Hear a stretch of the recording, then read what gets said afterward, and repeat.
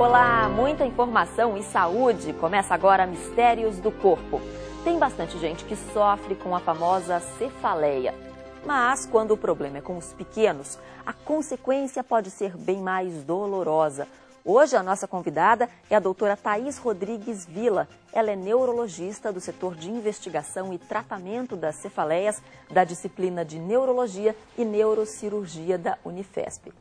Olá, doutora, seja bem-vinda ao programa. É um prazer estar aqui, agradeço o convite de vocês. Bom, eu achava que dor de cabeça, cefaleia, era uma coisa só dos adultos. Pelo jeito, não.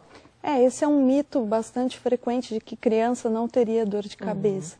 Mas a dor de cabeça em crianças ela é mais frequente do que se pensa. A gente sabe que mais ou menos entre 70% e 80% das crianças vão apresentar uma cefaleia no decorrer da sua vida.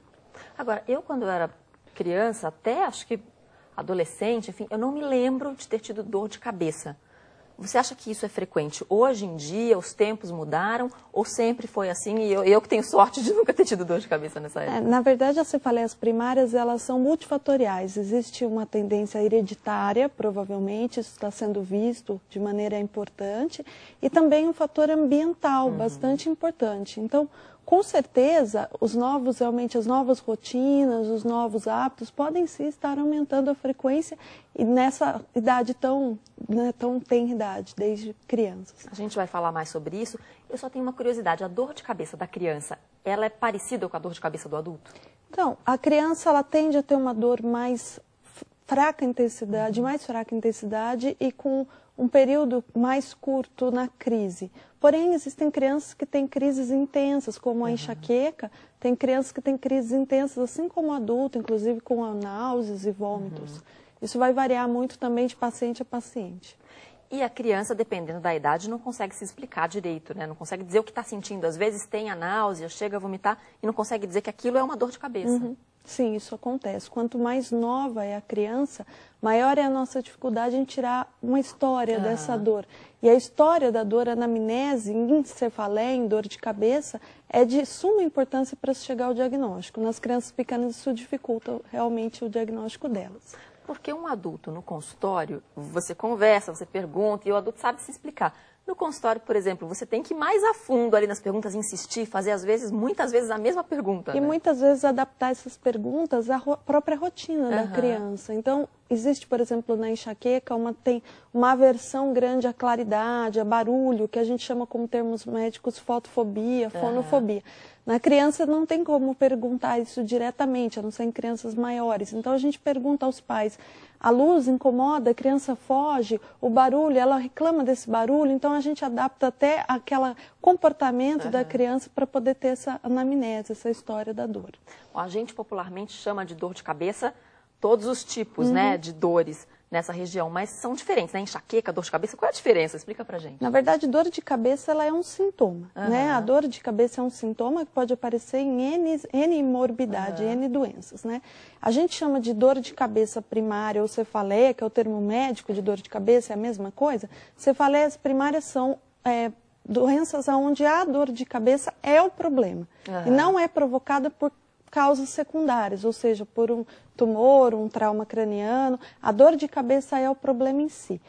Existem inúmeros tipos, mas de longe as mais comuns são dois tipos, que é a dor de cabeça do tipo tensional e a enxaqueca. São as mais comuns tanto na idade adulta como em crianças. E elas se manifestam de formas diferentes, né? Tem gente que reclama, eu tô com uma dor aqui na frente, tô com uma dor mais atrás, dor nas têmporas. Já se manifesta muito diferente, mesmo tendo o mesmo diagnóstico nas pessoas, por ser uma tendência dela. Na verdade, a gente brinca que cada pessoa tem a sua enxaqueca. Né? Mas a enxaqueca ela tem algumas características, a tensional, outras características, principalmente em relação à intensidade da dor, que na enxaqueca a dor tende a ser mais intensa. O caráter latejante ou pulsátil, que a gente chama que é mais comum, que é mais comum na enxaqueca, exatamente tipo tensional é mais uma dor em peso, em aperto ou pressão.